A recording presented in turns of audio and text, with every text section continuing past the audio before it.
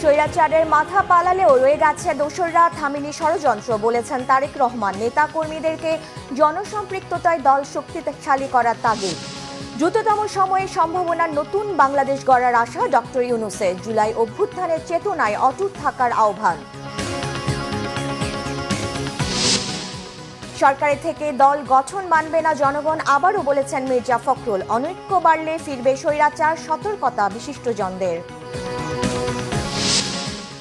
যৌথ অভিযানে কুমিল্লায় যুবদলের তৌহিদের মৃত্যুতে সেনা কমান্ডার প্রত্যাহার, স্বজনদের আহাজারি। অন্তর্বর্তী সরকার আমলেও বিচার বহির্ভূত হত্যায় ক্ষোভ। সমন্বয়ের নামে আবারও বাড়ল জ্বালানি তেলের দাম, বেশি বিপাকে নিম্ন ও মধ্যবিত্তরা। মূল্যস্ফীতির আগুনে ঘি বলছেন ব্যবসায়ীরা। দেখছিলেন ক্রাউন সিমেন্ট সংবাদ শিরোনাম, এবার বিস্তারিত। বিএনপির ভারপ্রাপ্ত চেয়ারম্যান তারেক রহমান বলেছেন, ষড়যন্ত্রকারীরা বসে নেই, দাবি দাওয়ার উসিলায় ষড়যন্ত্র অব্যাহত রেখেছে।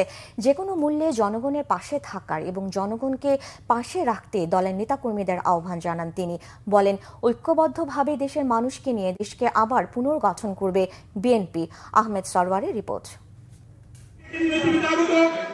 শনিবার সোহাগপুর আব্বাস উদ্দিন খান কলেজ মাঠে হয় ব্রাহ্মণবাড়িয়া জেলা বিএনপির দ্বিবার্ষিক সম্মেলন। এতে ভার্চুয়ালি যোগ দেন বিএনপির ভারপ্রাপ্ত চেয়ারম্যান। সম্মেলনে দেয়া বক্তব্যে নেতাকর্মীদের উদ্দেশ্যে তারেক রহমান বলেন, যেহেতু বিএনপি সবচেয়ে বড় দল, তাই তাদের দায়িত্বও বেশি। সেই দায়িত্ব সঠিকভাবে পালন করতে হলে দলের সকলকে যে কোনো মূল্যে ঐক্যবদ্ধ থাকতে হবে। স্বৈরাচারের মাথাটা পালিয়ে গিয়েছে, কিন্তু স্বৈরাচারের কিছু কিছু অবশিষ্ট এখনো রয়ে গিয়েছে বাংলাদেশে। এরা বিভিন্নভাবে মাথা চাড়া দেবার চেষ্টা করছে।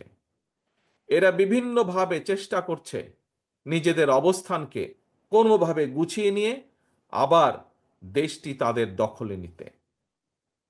প্রিয় সহকর্মীবৃন্দ, তাদের এই লক্ষ্যকে আমরা হাসিল করতে দিতে পারি না। আমাদের মধ্যে মতপার্থক্য থাকতেই পারে, আমরা বসবো, আমরা আলোচনা করব। এক আলোচনায় শেষ না হলে আবার আলোচনায় বসবো। আলোচনার মাধ্যমেই আমরা সমস্যার সমাধান করব। আজকে যদি আমরা শুধুমাত্র নিজেদের স্বার্থ রক্ষার জন্য, নিজেদের স্বার্থ চিন্তা করার জন্য যদি আমরা শুধু তর্কে লিপ্ত থাকি আজ, তাহলে দেশ ধ্বংসের কিনারায় পৌঁছে গিয়েছে। সেই কিনারা থেকে দেশ পড়ে যাবে, সেই দেশকে আর উঠানো সম্ভব হবে না। আজকে যদি আমরা শুধুমাত্র নিজেদের স্বার্থ রক্ষার জন্য যদি তর্ক বিতর্কে লিপ্ত থাকি, সবচেয়ে বড় লাভবান কে হবে? সবচেয়ে বড় লাভবান হবে সেই পালিয়ে যাওয়া স্বৈরাচার, হবে সবচেয়ে বড় লাভবান। তিনি বলেন, ভোটের রায়ের মাধ্যমে যে কাজটি হয় সেটিতে জবাবদিহিতা থাকে। গত 15 বছর ভোট ছিল না, জবাবদিহিতা ছিল না বলেই প্রতিষ্ঠানগুলো ধ্বংস করে দিয়েছে পরাজিত শক্তি।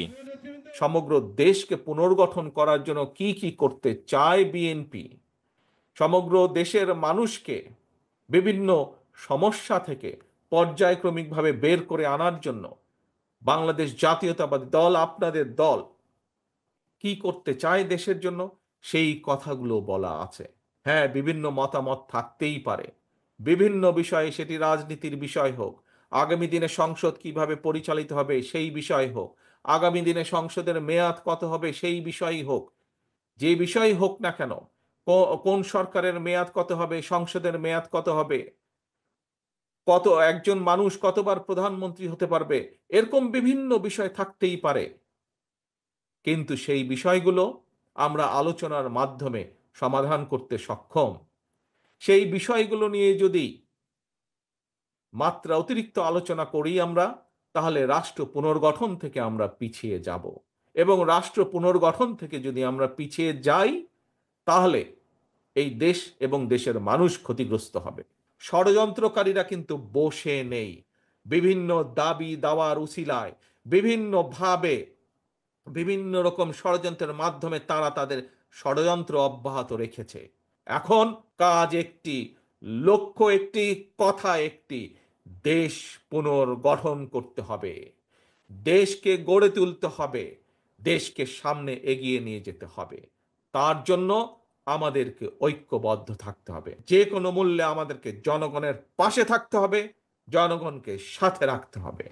মানুষের যাতে সমর্থন এবং আস্থা বাড়ে সেভাবে চলতে হবে, তাহলে দল শক্তিশালী হবে বলে আবারও মনে করিয়ে দেন তারেক রহমান। জনগণকে আহমেদ সরওয়ার, বাংলা ভিশন, ঢাকা। অন্তর্বর্তীকালীন সরকারের প্রধান উপদেষ্টা ডক্টর মোহাম্মদ ইউনূস বলেছেন, জুলাই অভ্যুত্থান জাতিকে ঐক্যবদ্ধ করেছে। দুঃস্বপ্নের বাংলাদেশকে এখন নতুন বাংলাদেশে রূপান্তরের চেষ্টা চলছে। অর্থনৈতিক, রাজনৈতিক, প্রাতিষ্ঠানিক এবং মানবিক দিক থেকে বিধ্বস্ত বাংলাদেশকে দ্রুততম সময়ে নির্দিষ্ট গন্তব্যে পৌঁছানোর চেষ্টা অব্যাহত। রিপোর্ট করছেন সেকান্দার রেমান। ডক্টর মোহাম্মদ ইউনূস অমর ২১শে বইমেলার এবার ভিন্ন মাত্রা পেয়েছে। জুলাই গণ অভ্যুত্থান নতুন বাংলাদেশের বিনির্মাণ স্লোগানকে ধারণ করে এবারের আয়োজন। বাংলা সাহিত্যের বিভিন্ন ক্ষেত্রে অবদানের জন্য বাংলা একাডেমি সাহিত্য পুরস্কার ২০২৪ প্রদান করেন প্রধান উপদেষ্টা ডক্টর মোহাম্মদ ইউনূস।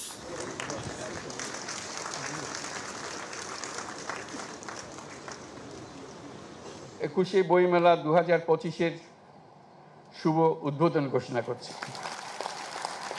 বইমেলার উদ্বোধন করে প্রধান উপদেষ্টা ১৯৫২ সালে ভাষার জন্য শহীদদের অবদানের কথা শ্রদ্ধার সাথে স্মরণ করেন।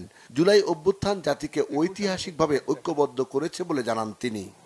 মাত্র ৬ মাস আগে জুলাই অভ্যুত্থান জাতিকে এক ঐতিহাসিক গভীরতায় ঐক্যবদ্ধ করে দিয়েছে, যার কারণে আমরা অর্থনৈতিক, রাজনৈতিক, প্রাতিষ্ঠানিক এবং মানবিক দিক থেকে বিধ্বস্ত এক দেশকে দ্রুততম গতিতে আবার উদ্দিষ্ট গন্তব্যে পৌঁছানোর জন্য তৈরি করার প্রস্তুতি নিতে সাহস খুঁজে পেয়েছি।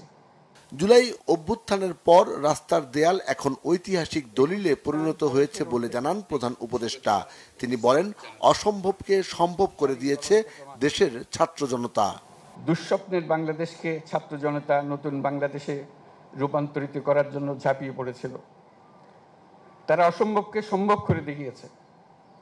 আমাদের তরুণ তরুণী, কিশোর কিশোরী রাস্তার দেয়ালে দেয়ালে তাদের স্বপ্নগুলো, তাদের আকাঙ্ক্ষাগুলো, তাদের দাবিগুলো অবিশ্বাস্য দৃঢ়তায় এঁকে দিয়েছে। আমাদের রাস্তার দেয়াল এখন ঐতিহাসিক দলিলে রূপান্তরিত হয়ে গেছে। দেশকে সামনের দিকে এগিয়ে নিতে জুলাই অভ্যুত্থানের চেতনা ধারণ করে ঐক্যবদ্ধ থাকার উপর জোর দেন ডক্টর মোহাম্মদ ইউনূস। আমাদের সাহসী তরুণদের এই অভূতপূর্ব আত্মত্যাগ। সিকান্দার রেমান, বাংলা ভিশন, ঢাকা। কুমিল্লায় যৌথ বাহিনীর অভিযানে যুবদল নেতাকে হত্যার ঘটনায় প্রতিবাদ জানিয়েছে বিএনপি। দলের মহাসচিব মির্জা ফখরুল ইসলাম আলমগীর বলেছেন, দেশে আর কোনো বিচার বহির্ভূত হত্যাকাণ্ড দেখতে চায় না তার দল। তিনি আবারও বলেছেন, সরকারের থেকে দল গঠন মানবে না জনগণ। এদিকে দলের সিনিয়র যুগ্ম মহাসচিব রুহুল কবির রিজভী বলেছেন, মানুষ যখন নির্বাচনের প্রস্তুতি নিচ্ছে তখন এ ধরনের হত্যাকাণ্ড অনাকাঙ্ক্ষিত। শনিবার আলাদা অনুষ্ঠানে তারা এসব কথা বলেন। বিএনপি চেয়ারপারসন বেগম খালেদা জিয়ার রোগমুক্তি ও অসহায় মানুষের মাঝে উপহার সামগ্রী বিতরণের আয়োজন করে ঢাকা মহানগর উত্তর বিএনপি। শনিবার বিকেলে উপহার সামগ্রী বিতরণ করে দলটি। এতে প্রধান অতিথি হিসেবে যোগ দেন দলের মহাসচিব মির্জা ফখরুল ইসলাম আলমগীর। অংশ নেন মহানগরের বিভিন্ন পর্যায়ের নেতাকর্মীরা।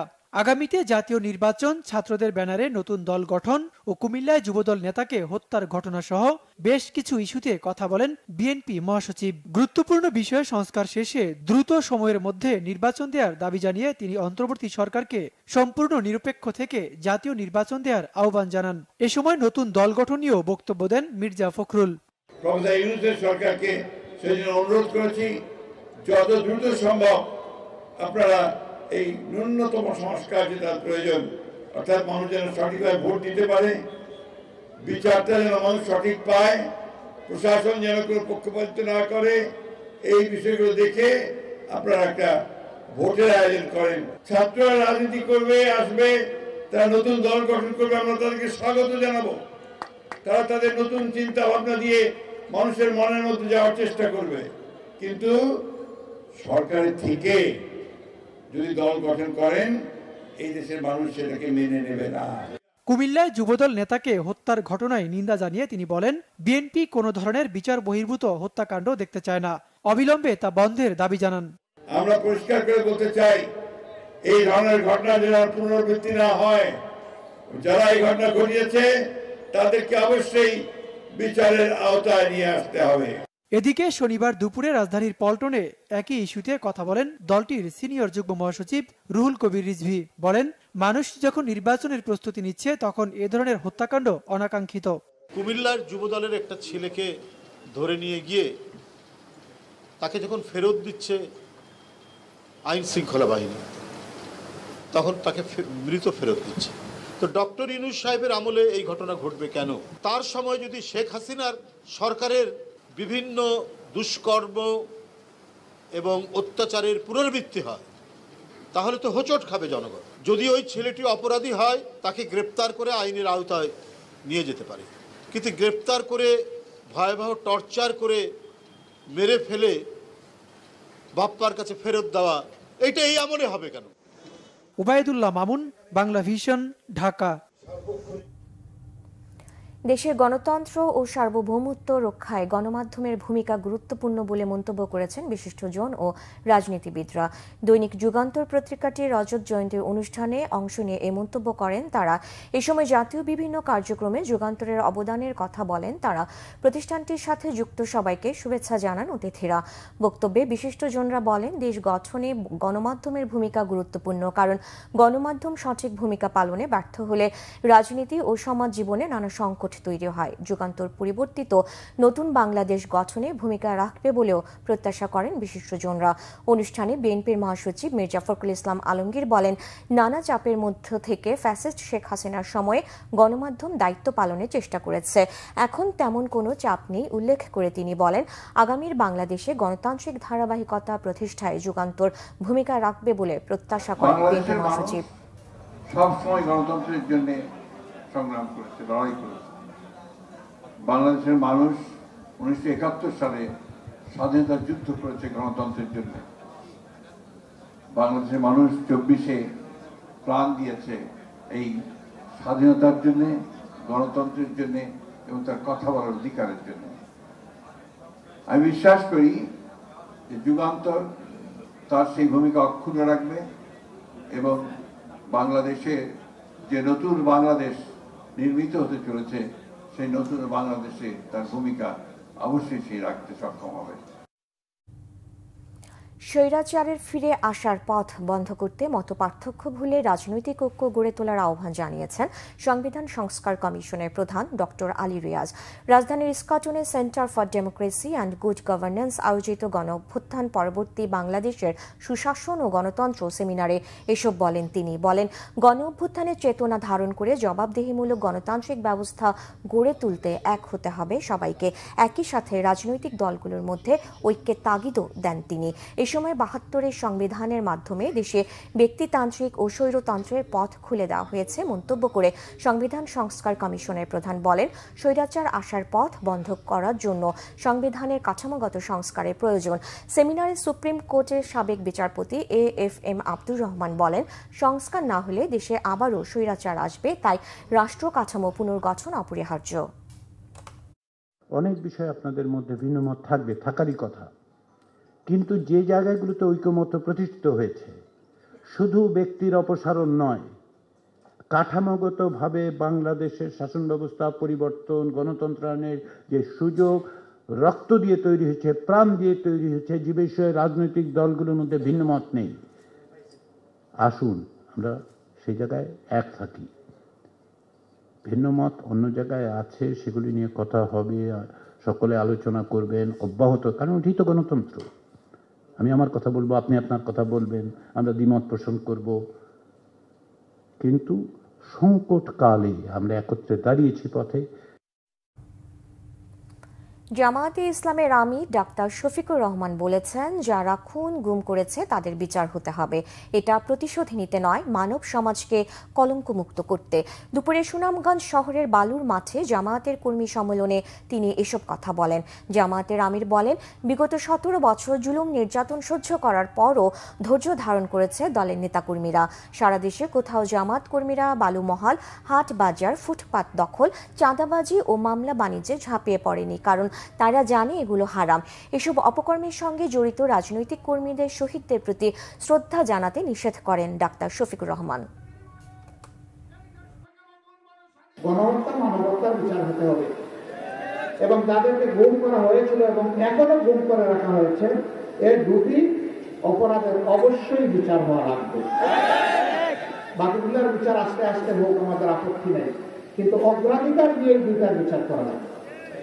এটা এই কারণে প্রতিশোধ নেওয়ার জন্য না, বরঞ্চ মানব সমাজকে কলঙ্ক মুক্ত করার জন্য। সারা দেশে কোথাও আমাদের কাছে এই ধরনের নাই যে আমাদের কর্মীরা ঝাঁপাইয়া পড়ছে কোনো বালমহল, রলমহল, অথবা কোনো হাট বাজার, অথবা কোনো স্ট্যান্ড, অথবা ফুটপাত, রাস্তাঘাট, এটা দখল নেওয়ার জন্য ঝাঁপাইয়া পড়ছে, এই রকম কোনো অভিযোগ নেই। কুমিল্লায় যৌথ বাহিনী আটকের পর যুবদল নেতা তহিদুল ইসলামের মৃত্যুর ঘটনায় উচ্চ পর্যায়ে তদন্ত কমিটি গঠন করা হয়েছে, জানিয়েছে আন্তঃবাহিনী জনসংযোগ পরিদপ্তর আইএসপিআর। একই সাথে ক্যাম্প ইনচার্জকে প্রত্যাহার করা হয়েছে। ঘটনায় দুঃখ প্রকাশ করে তদন্তের নির্দেশ দিয়েছে প্রধান উপদেষ্টার দপ্তর। বাবার কুলখানির জন্য বাড়িতে গেলে বৃহস্পতিবার রাতে যৌথ বাহিনী ধরে নিয়ে যাওয়ার পর শুক্রবার দুপুরে স্বজনদের মৃত্যুর খবর জানানো হয়। মিরাজ হোসেন গাজীর রিপোর্ট। শুক্রবার ছিল বাবার কুলখানি। আগের রাতে সেই আয়োজন নিয়ে ব্যস্ততার সময় যৌথ বাহিনী বাড়িতে গিয়ে তল্লাশি করে কিছু না পেলেও ধরে নিয়ে যায় তহিদুল ইসলামকে। কুমিল্লা সদর উপজেলার পাঁচথুবি ইউনিয়ন যুবদলের আহ্বায়ক তিনি। পরদিন দুপুরে থানা থেকে পরিবারকে হাসপাতালে যাওয়ার কথা বলা হয়। তহিদুল ইসলামের ভাই গিয়ে দেখেন ছোট ভাইয়ের নিথর দেহ। আমার ভাইটারে কই বাড়িতে অস্ত্র আছে, অবৈধ অস্ত্র আছে, এই তাল্লাশি করবো, করেন তাল্লাশি করে করে আমাদের সব ঘরগুলাতে ওরা তাল্লাশি করে করে কিছু পাইলো না। যাওয়ার সময় আপনাদের 7টা মোবাইল নিয়ে গেছে। তা আমি বলছি আমার মোবাইল গুলো কেন নিয়ে গেছে? এই সেনাবাহিনীর লোক, তাদের সাথে 4টা লোক ছিল সিভিল, তারা মুখ বাঁধা, তারা সেনাবাহিনী। 7টা লোক আছে তারা এরা সেনাবাহিনী, এরা আবার সেনাবাহিনীর গাড়িতে আসছে না, সিভিল গাড়ি, লাল কালারের একটা গাড়ি। এদিকে যৌথ বাহিনী আটকের পর নির্যাতনে যুবদল নেতার মৃত্যুর খবর ছড়িয়ে পড়লে সামাজিক যোগাযোগ মাধ্যম সহ নানা মহলে প্রতিবাদের ঝড় ওঠে। স্থানীয় যুবদল সহ এলাকাবাসী প্রতিবাদে পালন করে কর্মসূচি। পরিবার ও এলাকাবাসী জানিয়েছে তহিদুল ইসলাম চট্টগ্রামের একটি শিপিং কোম্পানিতে চাকরি করতেন। গেল রবিবার বাবার মৃত্যু হয়, সেই কুলখানির আয়োজনেই বাড়িতে এসেছিলেন। তহিদুল ইসলামের নামে স্থানীয় থানায় মামলা বা কোনো সাধারণ ডায়েরি নেই বলে দাবি করেছে পরিবার। এমনকি এলাকাতেও তার নামে নেই কোনো অভিযোগ। 4 কন্যা সন্তানের পিতা তহিদুল ইসলামের এই করুণ মৃত্যু মেনে নিতে পারছে না স্বজন ও এলাকাবাসী। কোনো কিছু পায় নাই, না পাইও ওকে নিয়ে যাচ্ছে। তখন আমার মেজর অনুসভায় বলতেছে, কি ব্যাপার আপনি আমার ভাইকে নিয়ে যাচ্ছেন কি কারণ? আপনি তো কিছু পান নাই। বলছে আরো কয়েকদিন ধরার আছে, ওদেরকে ধরতে পারলে ওকে সাইডে দিবে। আপনারা আরেকটা ইয়ার সামনে আসেন, এই কি ক্যান্টনমেন্ট জানি বললো, ওইটার সামনে আসেন, কালকে সকালে আসবেন, তাহলে আপনাদের মোবাইলগুলো নিয়ে যেতে পারবেন। তাহলে বলছে ঠিক আছে, তাহলে তো আর কোনো চিন্তা নেই, কারণ সেনাবাহিনী কখনো আমাদের ক্ষতি করবে না। এদিকে তহিদুল ইসলামের মৃত্যুর ঘটনায় প্রধান উপদেষ্টার দপ্তর থেকে শোক প্রকাশ করা হয়েছে। একই সাথে তদন্ত কমিটি গঠনের নির্দেশও দেওয়া হয়। এদিকে কুমিল্লায় যৌথ বাহিনীর অভিযানে বেসামরিক ব্যক্তির মৃত্যু প্রসঙ্গে সংবাদ বিজ্ঞপ্তি প্রকাশ করেছে আন্তঃবাহিনী জনসংযোগ পরিদপ্তর আইএসপিআর। বিজ্ঞপ্তিতে এই অনাকাঙ্ক্ষিত ও দুঃখজনক ঘটনাটি তদন্তে যথাযথ পদক্ষেপ গ্রহণ করা হয়েছে বলে উল্লেখ করা হয়। ইতিমধ্যে উক্ত সেনা ক্যাম্পে ক্যাম্প কমান্ডারকে তাৎক্ষণিকভাবে প্রত্যাহার করা হয়েছে উল্লেখ করা হয় সংবাদ বিজ্ঞপ্তিতে। এছাড়াও মৃত্যুর সঠিক কারণ উদ্ঘাটনের জন্য একটি উচ্চপদস্থ তদন্ত কমিটি গঠন করা হয়েছে। দ্রুত ঘটনা তদন্ত করে দায়ীদের শাস্তির আওতায় আনার দাবি জানিয়েছেন তহিদুল ইসলামের স্বজন, রাজনৈতিক সহকর্মী ও এলাকাবাসী। মিরাজ হোসেন গাজী, বাংলা ভিশন। লিটারে 1 টাকা বাড়িয়ে জ্বালানি তেলের নতুন দাম সমন্বয় করা হয়েছে, যা কার্যকর হয়েছে 1 ফেব্রুয়ারি থেকে। দাম বৃদ্ধিতে সবচেয়ে বিপাকে পড়েছেন নিম্ন ও মধ্যবিত্তরা। নতুন করে দাম সমন্বয়ে ক্ষোভ জানান তারা। ব্যবসায়ীরা বলছেন জ্বালানি তেলের দাম বাড়ায় প্রভাব পড়বে উৎপাদন খরচে। এতে উচ্চ মূল্যস্ফীতির আগুনে নতুন করে ঘি ঢালার মতো অবস্থা হবে। বিস্তারিত জানাচ্ছেন মামুন আব্দুল্লাহ। গত বছরের মার্চ থেকে বিশ্ববাজারের সঙ্গে সমন্বয় রেখে জ্বালানি তেলের স্বয়ংক্রিয় মূল্য নির্ধারণ শুরু করেছে সরকার। সে হিসাবে প্রতি মাসেই বাড়িয়ে বা কমিয়ে নতুন দাম ঘোষণা করা হচ্ছে। তারই ধারাবাহিকতায় এবার নতুন দাম নির্ধারণ করে শুক্রবার প্রজ্ঞাপন জারি করে বিদ্যুৎ, জ্বালানি ও খনিজ সম্পদ মন্ত্রণালয়। এতে প্রতি লিটার ডিজেল ও কেরোসিনের দাম 104 টাকা থেকে বাড়িয়ে 105 টাকা, পেট্রোল প্রতি লিটার 121 থেকে 122 টাকা এবং অকটেনের দাম 125 টাকা থেকে 126 টাকা করা হয়েছে। ডিজেল আগে ছিল 104 টাকা, এখন হচ্ছে 105 টাকা। আর অকটেন আগে ছিল 125 টাকা, এখন হচ্ছে 126 টাকা। নতুন দাম বৃদ্ধিতে জীবনযাত্রায় নেতিবাচক প্রভাব পড়বে বলে মনে করছে সাধারণ মানুষ। তেলের দামটা বাড়ার জন্য আমরা খুশি না। তেলের দামটা বাড়লে এই যে বাড়ছে আমাদের অনেক ক্ষতি হচ্ছে, একটু কমায় দিলে ভালো হতো। একটা জিনিস নিত্য প্রয়োজনীয় জিনিসের নিত্য বাড়াই, এটা হলো কোন দেশ? এটা ইউএস, আমেরিকা নাকি লন্ডন নাকি যুক্তরাষ্ট্র? 1 টাকা প্রতি লিটার মানে প্রতিদিন মানে অনেক টাকা বাড়ানো। এটা সাধারণ জীবনযাপন যারা করতেছে, যারা রাইড করে চলতেছে তাদের জন্য আসলে খুব কষ্ট হয়। তেলের দাম তো বাড়তেছে, আমরা তো বাড়াইতে না। আমরা বাড়াবাড়িতে গেলে কইতে আছে বাড়া আরো কমে গাড়ি পাইতেছে। জ্বালানি তেলের উপর নির্ভরশীল দেশের অধিকাংশ কলকারখানা। নতুন দাম বৃদ্ধিতে কারখানার অপারেশন কস্ট নতুন করে বাড়ার শঙ্কা করছেন ব্যবসায়ীরা। মূল্যস্ফীতির কথা চিন্তা করে হলেও এমন সিদ্ধান্ত থেকে বেরিয়ে আসার পরামর্শ তাদের। যদি শিল্প কলকারখানার উৎপাদন খরচের ওপরে যদি কোনো পণ্যের মূল্য প্রভাব ফেলে, সেটা কিন্তু যারা শিল্প উদ্যোক্তা তাদের যেমন প্রভাবিত করবে ঋণাত্মকভাবে, তেমনি যারা ভোক্তা সাধারণ তাদেরও কিন্তু জীবনযাত্রায় এই ব্যয় বৃদ্ধি পাবে এবং তাদের জন্য কিন্তু এটা ভালো কিছু বয়ে আনবে না। সম্মিলিত যে এর যে ইম্প্যাক্ট এটা কিন্তু যে আবার ওই মুদ্রাস্ফীতিতে আরো বেগবান করবে। দেশে ব্যবহৃত অকটেন ও পেট্রোল ব্যক্তিগত যানবাহনেই বেশি ব্যবহার হয়, এমন নির্দেশিকা প্রকাশ করা হয় 2024 সালের 29 ফেব্রুয়ারিতে। মামুন আব্দুল্লাহ, বাংলা ভিশন, ঢাকা। দেশে উদ্বেগজনক হারে কমছে বিদেশি বিনিয়োগ। অর্থ বছরের প্রথম 3 মাসে প্রত্যক্ষ বিদেশি বিনিয়োগ নেমেছে গত 11 বছরের মধ্যে সর্বনিম্ন পর্যায়ে। হাত গুটিয়ে বসে আছেন দেশীয় উদ্যোক্তারাও। এই দুরবস্থার জন্য এনবিআর ও ব্যাংকের ভুল নীতি, উচ্চ সুদহার ও গ্যাস বিদ্যুতের সংকটকে দুষছেন ব্যবসায়ীরা। অর্থনীতিবিদরাও বলছেন রাজনৈতিক সরকার না থাকায় মুখ ফিরিয়ে রেখেছেন বিদেশিরা। জিয়াউল হক সবুজের রিপোর্ট। দেশে পট পরিবর্তনের পর থেকে খরা কাটছে না বিদেশি বিনিয়োগের। চলতি অর্থ বছরের প্রথম 3 মাসে বিদেশি বিনিয়োগ এসেছে $10,43,00,000। কেন্দ্রীয় ব্যাংকের সবশেষ তথ্য বলছে গত অর্থ বছরের একই সময়ের তুলনায় বিদেশি বিনিয়োগ কমেছে প্রায় 71%, যার প্রভাবে ব্যবসার শতভাগ রপ্তানিমুখী শিল্পেও বিনিয়োগ কমেছে 23% বেশি। আমাদের এখানে 22.33% বিনিয়োগ হ্রাস পেয়েছে। শুধু বিদেশি বিনিয়োগ নয়, নতুন পরিকল্পনা থেকে হাত গুটিয়ে রেখেছে দেশি উদ্যোক্তারাও। গ্যাস বিদ্যুতের সংকট, বাংলাদেশ ব্যাংকের নানা রকমের রং পলিসি এবং এনবিআর এর নানা রকমের রং পলিসি, ট্যাক্সেশন, কাস্টমস এবং ভ্যাটের বেআইনি কিছু আইন আছে। এই আইনগুলি ইনভেস্টমেন্টের জন্য সবচেয়ে বড় অন্তরায়। এবং বর্তমান যে প্রেক্ষাপট, এই প্রেক্ষাপটে আমরা যেটা বলার চেষ্টা করছি, ব্যবসায়ীরা এখন আইসিইউতে আছে।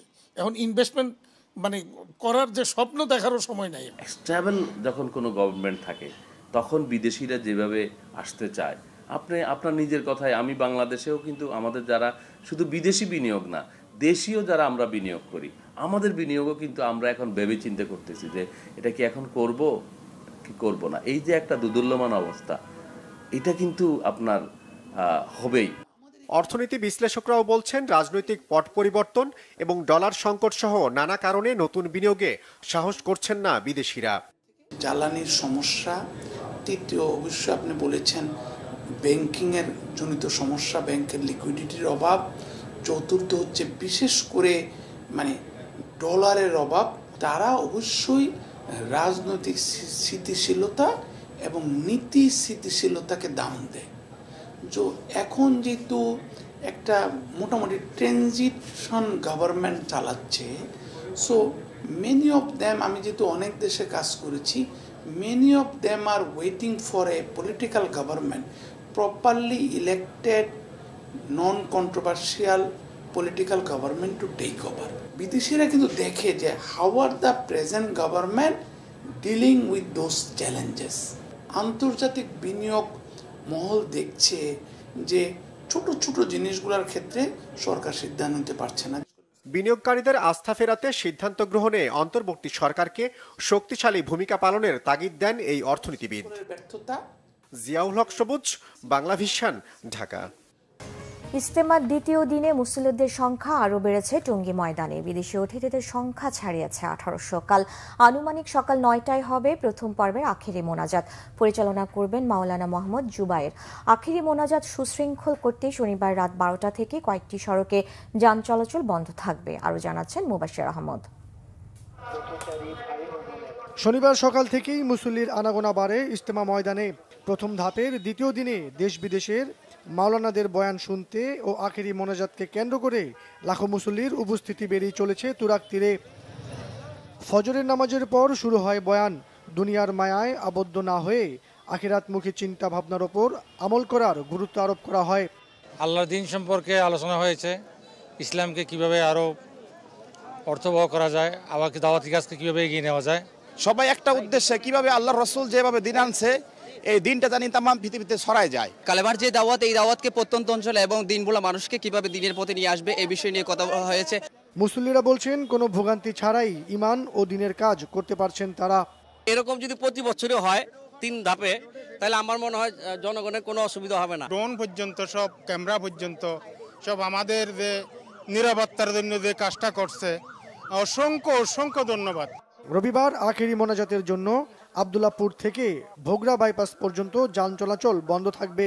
আগামীকালকে আখেরি মোনাজাতের সময় আমরা ভোগড়া বাইপাসে ডাইভার্ট করে দিব, আমরা দৌড়ের এখানে ডাইভার্ট করে দিব, আমরা 300 ফুটে এখানে ডাইভার্ট করে দিব। এই 2-3 জায়গায় যখন আমরা গাড়িগুলো ডাইভার্ট করে দেবো, এই মাঝখানে ইজতেমার যে অঞ্চলটুকু সেখানে গাড়ি মুক্ত থাকবে, যানবাহন মুক্ত থাকবে। মানুষ পায়ে হেঁটে যেন এই জায়গায় এসে নিরাপদে ইজতেমার আখেরি মোনাজাতে শরীক হতে পারে, সেই ব্যবস্থাটি আমরা করব।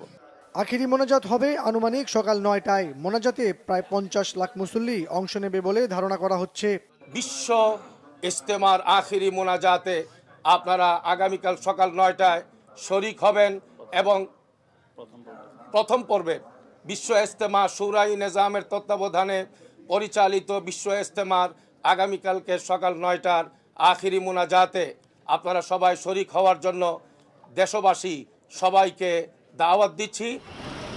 এবারের ইজতেমার প্রথম পর্ব শেষ হবে রবিবার 3 থেকে শুরু হয়ে আগামী 5 ফেব্রুয়ারি পর্যন্ত চলবে দ্বিতীয় ধাপের ইজতেমার কার্যক্রম।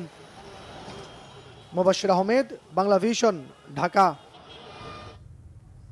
বন, পরিবেশ ও জলবায়ু বিষয়ক উপদেষ্টা সৈয়দা রিজওয়ানা হাসান বলেছেন, সেন্ট মার্টিন দ্বীপকে বাঁচানোর প্রয়াসকে ভিন্ন খাতে নেওয়ার চেষ্টা করছে একটি স্বার্থান্বেষী মহল।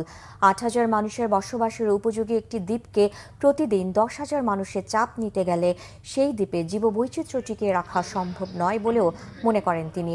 রাজধানীর আগারগাঁওয়ে বন অধিদপ্তরে আয়োজিত বিশ্ব মেছো বিড়াল দিবসের আলোচনায় অংশ নেন বন, পরিবেশ ও জলবায়ু বিষয়ক উপদেষ্টা সৈয়দা রিজওয়ানা হাসান। এই সময় সাংবাদিক এক প্রশ্নের জবাবে উপদেষ্টা বলেন, সেন্ট মার্টিনকে কেন্দ্র করে যারা হোটেল এবং জাহাজের ব্যবসা করেন তারাই তাদের ব্যক্তিগত স্বার্থে সেন্ট মার্টিন নিয়ে অপপ্রচার করছেন। এদিকে ঢাকা বিশ্ববিদ্যালয়ের গ্রন্থাগার চত্বরে আয়োজিত এক অনুষ্ঠানে অংশ নেন সংস্কৃতি বিষয়ক উপদেষ্টা মুস্তফা সরওয়ার ফারুকী। এ সময় উপদেষ্টা বলেন, বাংলা একাডেমি পুরস্কার কে পাবে আর কে পাবে না সেটি নির্ধারণে ব্যক্তি মতামতের কোনো প্রভাবের সুযোগ নেই। সংবাদ শেষ করব ক্রাউন সিমেন্ট শিরোনামগুলো আরেকবার জানিয়ে। স্বৈরাচারের মাথা পালালেও রয়ে গেছে দোসররা, থামেনি ষড়যন্ত্র, বলেছেন তারেক রহমান। নেতাকর্মীদেরকে জনসম্পৃক্ততায় দল শক্তিশালী করার তাগিদ। দ্রুততম সময়ে সম্ভাবনার নতুন বাংলাদেশ গড়ার আশা ডক্টর ইউনূসের। জুলাই অভ্যুত্থানের চেতনায় অটুট থাকার আহ্বান। সরকারের থেকে দল গঠন মানবে না জনগণ, আবারও বলেছেন মির্জা ফখরুল। অনৈক্য বাড়লে ফিরবে স্বৈরাচার, সতর্কতা বিশিষ্টজনদের। যৌথ অভিযানে কুমিল্লায় যুব দলের তৌহিদের মৃত্যুতে সেনা কমান্ডার প্রত্যাহার। স্বজনদের আহাজারি, অন্তর্বর্তী সরকার আমলেও বিচার বহির্ভূত হত্যায় ক্ষোভ। সমন্বয়ের নামে আবারও বাড়ল জ্বালানি তেলের দাম। বেশি বিপাকে নিম্ন ও মধ্যবিত্তরা, মূল্যস্ফীতির আগুনে ঘি, বলছেন ব্যবসায়ীরা। এই ছিল এখনকার মতো, পরে সংবাদ রাত 10:30টায়। এর আগে 9টায় নিউজ 20 দেখার আমন্ত্রণ রইল। এছাড়া বাংলা ভিশন সংবাদ ও সংবাদ সংশ্লিষ্ট অনুষ্ঠান দেখতে ভিজিট করুন www.vvnews24.com ও facebook.com/banglavisionnews এবং সাবস্ক্রাইব করুন youtube.com/banglavisionnews। ধন্যবাদ।